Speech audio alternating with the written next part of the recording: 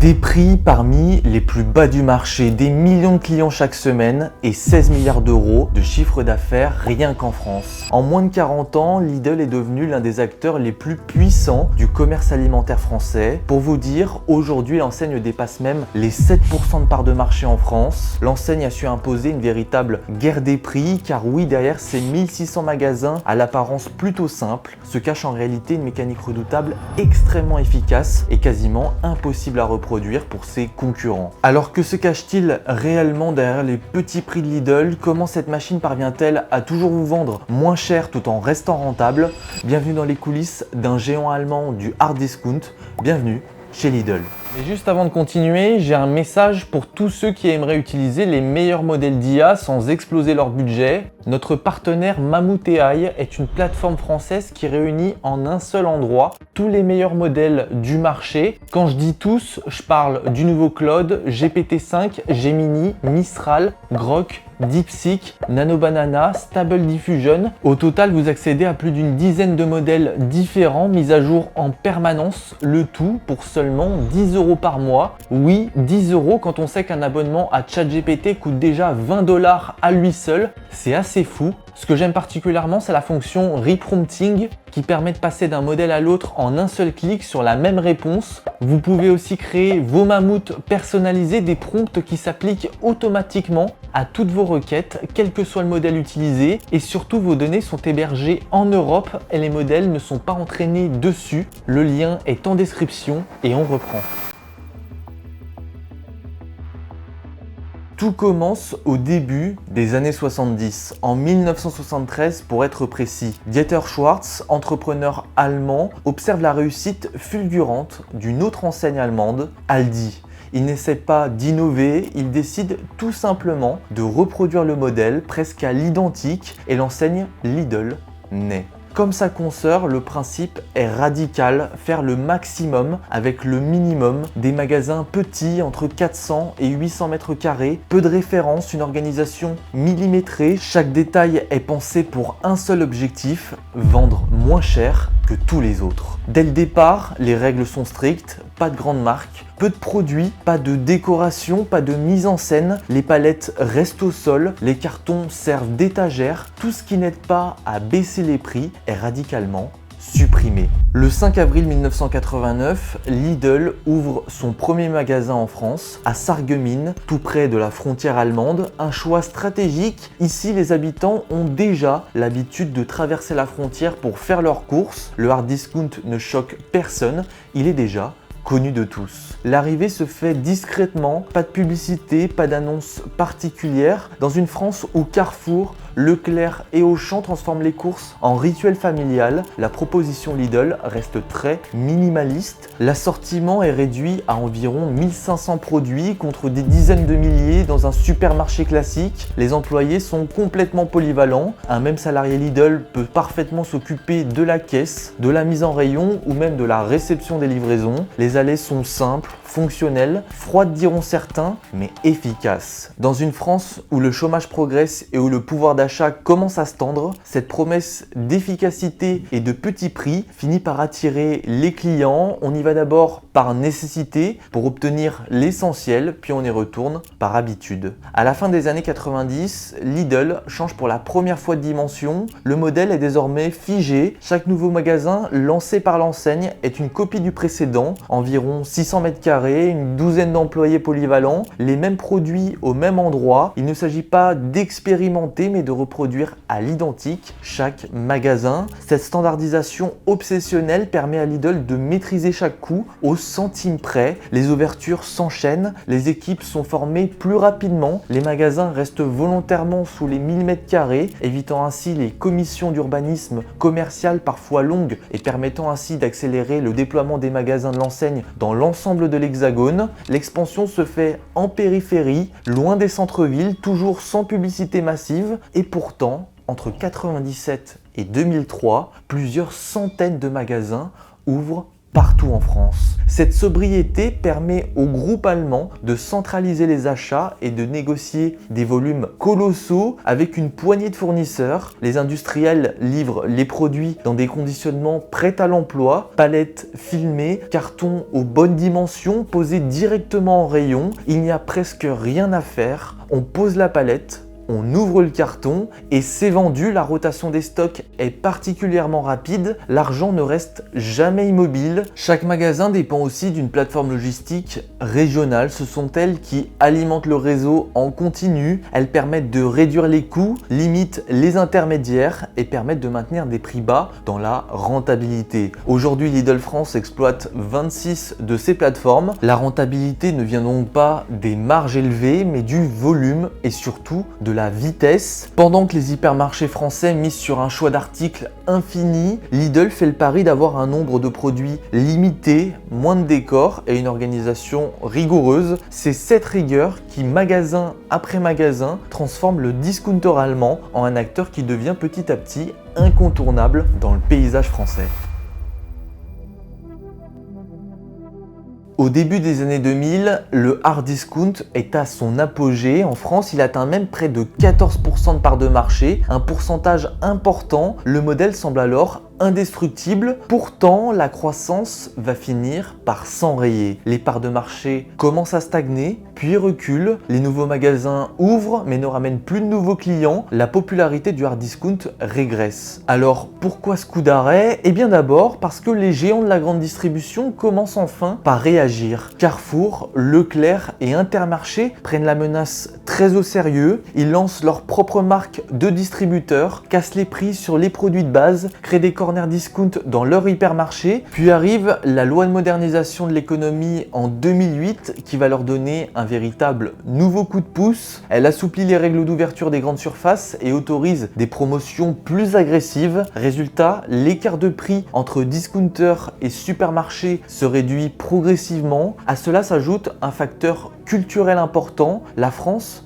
n'est pas tout à fait comme l'Allemagne. Ici, on ne fait pas ses courses par pure rationalité économique. Les clients cherchent aussi du plaisir, du social, du terroir, marché, produits locaux, relations en direct avec un commerçant. Toutes ces choses qu'on peut retrouver en général quand on fait nos courses et que le hard discount, lui, ne propose pas. Chez Lidl, l'achat est rapide, fonctionnel, sans échange. Pour une partie des consommateurs, ce modèle finit par lasser. Pour d'autres, il devient même repoussant. Enfin, l'image se fragilise. En 2011, l'affaire des steaks hachés contaminés à la bactérie E. coli marque les esprits. Même si Lidl n'est pas directement concerné, c'est tout le secteur du discount qui est assimilé à une qualité douteuse. Dans l'opinion publique, une équation s'installe: prix bas égale risque sanitaire. Dans ce contexte toxique, le hard discount ne peut plus vraiment progresser. Pour Lidl, l'heure n'est plus à l'expansion aveugle, mais à la réflexion stratégique. Faut-il persister dans le modèle historique au risque de saturer définitivement le marché, ou changer de cap, quitte à trahir l'ADN allemande pour renouer enfin avec la croissance?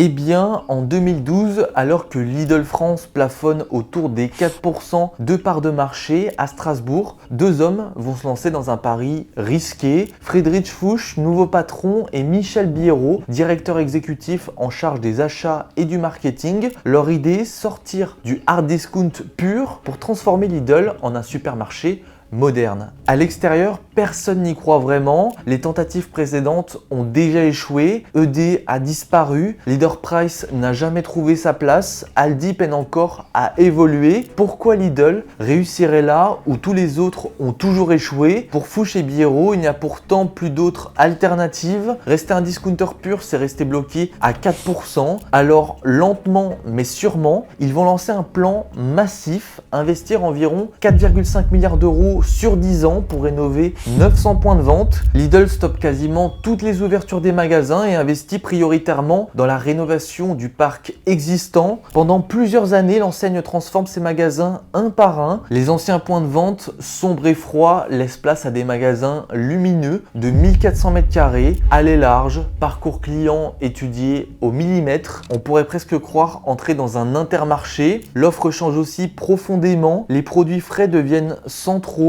Le pain est cuit sur place Les fruits et légumes arrivent quotidiennement, la viande met en avant l'origine française, une gamme bio même apparaît et surtout des grandes marques comme Coca-Cola, Nutella ou Danone absentent jusqu'ici entrent en rayon, l'expérience devient plus agréable, le choix reste volontairement limité autour des 1600 références, soit 3 à 4 fois moins qu'un Carrefour Market, mais cohérent avec un produit par besoin et une promesse de prix bas toujours là mais simplement mieux mise en scène. Parallèlement, Lidl déverse des millions dans la communication, les campagnes On est mal patron puis le vrai prix des bonnes choses envahissent les écrans. Selon Kantar Media, les dépenses publicitaires explosent de 88 millions d'euros en 2014 à 240 en 2015. L'enseigne agit également aussi sur le terrain social, les salaires augmentent, les formations se renforcent, le turnover diminue. Un autre virage stratégique important, 73% des produits vendus en France sont d'origine française. Chaque catégorie propose désormais deux options, un premier prix imparable et un produit plus qualitatif, souvent bio ou régional. Cette approche simplifie les courses et fidélise les clients qui ne veulent plus choisir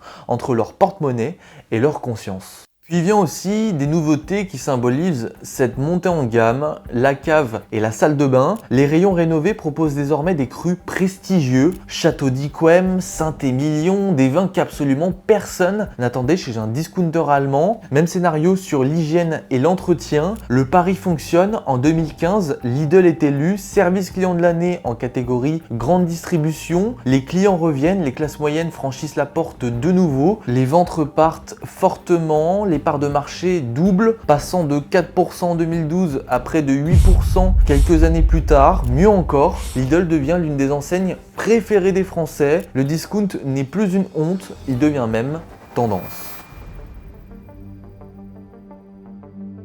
Après sa transformation, Lidl n'est plus un magasin par défaut, il devient un choix, un modèle hybride, ni discount classique, ni supermarché traditionnel, une zone grise que la concurrence observe avec inquiétude. Leclerc multiplie les opérations prix bas, Carrefour ferme et restructure, Intermarché renforce la proximité, Auchan tâtonne, Casino s'enfonce. Partout, les rayons se resserrent, les marques de distributeurs gagnent du terrain, l'hypermarché géant surdimensionné commence à s'effriter. Lidl, lui, garde une longueur d'avance. Sa logistique est solide, les produits tournent vite, les marques maison dominent, les marges restent sous contrôle. Pendant que certains ferment, Lidl continue d'ouvrir et de gagner des parts de marché. À partir de 2016, l'enseigne explore un nouveau levier, les ventes événementielles. Chaque semaine, l'enseigne propose des ventes éclairs de produits non alimentaires, vêtements de sport à 9,99 €, outils de bricolage, robots de cuisine,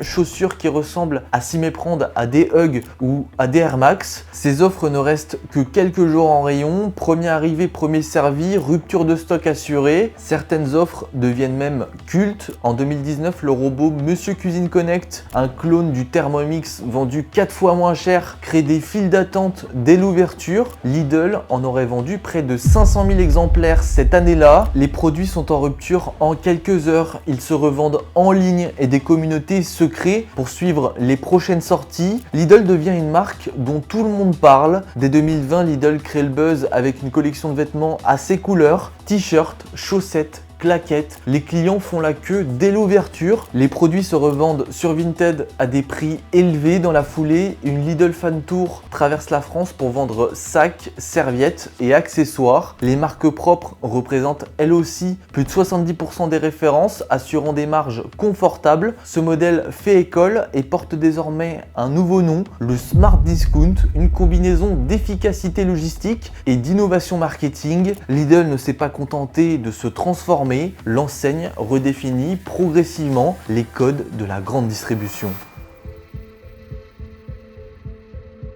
Pourtant, après des années de succès, Lidl commence à se griser. L'enseigne qui avait réussi à devenir un supermarché hybride, discount sur les prix, supermarché sur l'expérience, devient un bazar. À force de vouloir séduire, elle commence à perdre le fil. La gamme permanente gonfle, le nombre de références continue d'augmenter. Les rayons se chargent de produits non alimentaires, textiles, baskets, vélos électriques, électroménagers de plus en plus sophistiqués. Ce qui devait rester à la base phase ponctuelle devient structurelle. Peu à peu, l'identité se brouille, les clients ne savent plus pourquoi ils viennent faire leurs courses, acheter des gadgets ou participer à un folklore de la marque. Au même moment, l'écart de prix avec la concurrence se resserre, Leclerc et Intermarché rattrapent leur retard, Carrefour modernise ses formats, Aldi reste fidèle à l'ultra discount, Lidl se retrouve coincé entre deux modèles. Cette dérive est accentuée par le lancement tardif du site e-commerce en juin 2023, consacré uniquement aux non-alimentaires. 70% des articles y sont exclusifs et couvrent bricolage, jardin, cuisine, loisirs. Sur le papier, c'est un rattrapage nécessaire. Tous les concurrents avaient déjà leur plateforme en ligne, mais dans les faits, c'est une surcharge logistique qui éloigne Lidl de sa simplicité. Tout ce que l'enseigne avait réussi à éviter pendant 30 ans devient peu à peu son quotidien. Lidl avait bâti son empire sur une rotation ultra rapide des stocks et se retrouve désormais avec des volumes croissants de non-alimentaires qui stagnent dans les entrepôts. Ils occupent de l'espace, immobilisent du capital et génèrent des coûts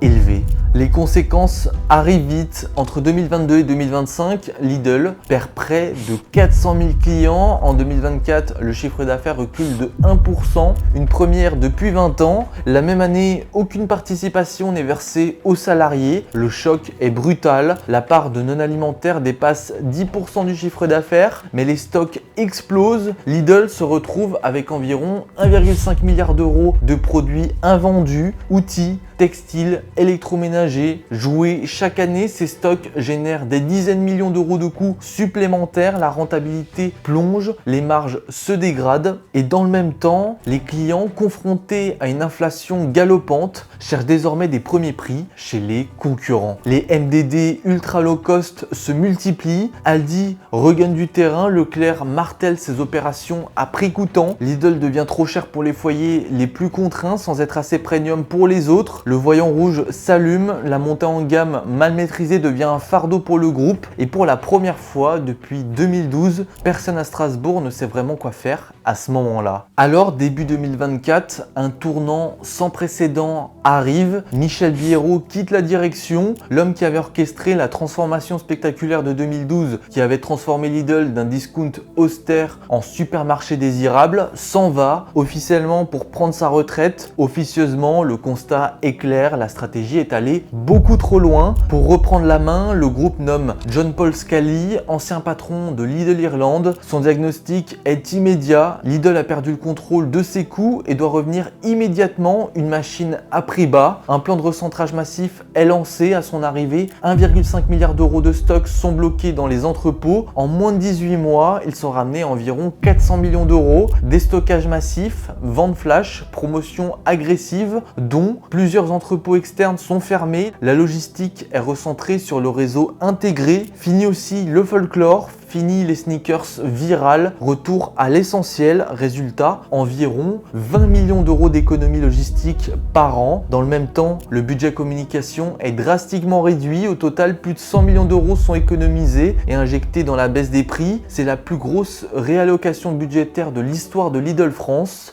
Début 2025, Lidl lance la campagne Les petits prix oui. 300 produits sont positionnés parmi les prix les plus bas du marché. Pas d'histoire, pas d'artifice, des prix visibles facilement avec leur étiquette jaune fluo. Puis viennent des baisses hebdomadaires sur les produits de première nécessité. Pain, lait, pâtes. Lidl s'équipe d'outils de suivi quotidien des prix concurrents et affirme être en moyenne 10% moins cher sur ses marques propres et 4% moins cher sur les grandes marques. L'effet est rapide, les volumes repartent. La perte de 400 000 clients se stabilise, l'hémorragie s'arrête enfin. Ensuite, Lidl investit 575 millions d'euros pour ouvrir 50 magasins, dont 20 créations nettes. Chaque implantation est choisie avec précision. Lidl profite aussi des difficultés de ses concurrents et rachète 19 magasins Auchan et 8 stations-service, des emplacements existants, bien situés, sans délai ni bataille administrative. Les magasins restent contenus autour de 1000 1400 m², la logistique repose toujours sur 26 plateformes intégrées et la promesse prix redevient centrale. Aujourd'hui, le secteur de la grande distribution n'a jamais été aussi complexe. Lidl pèse 7,4% du marché français, troisième enseigne derrière Leclerc et Carrefour. Alors qu'est-ce que ça nous réserve pour la suite? Jusqu'où le modèle pourra-t-il aller sans se brûler les ailes? Donnez-moi votre avis en commentaire. Et si ce genre d'enquête vous intéresse, je vous recommande vivement ma vidéo sur la chute de Jiffy. Vous découvrirez comment une accumulation de décisions stratégiques mal maîtrisées a suffi à faire vaciller l'enseigne en seulement quelques années. Quant aux autres, on se retrouve très vite. C'était Corentin. Allez, ciao!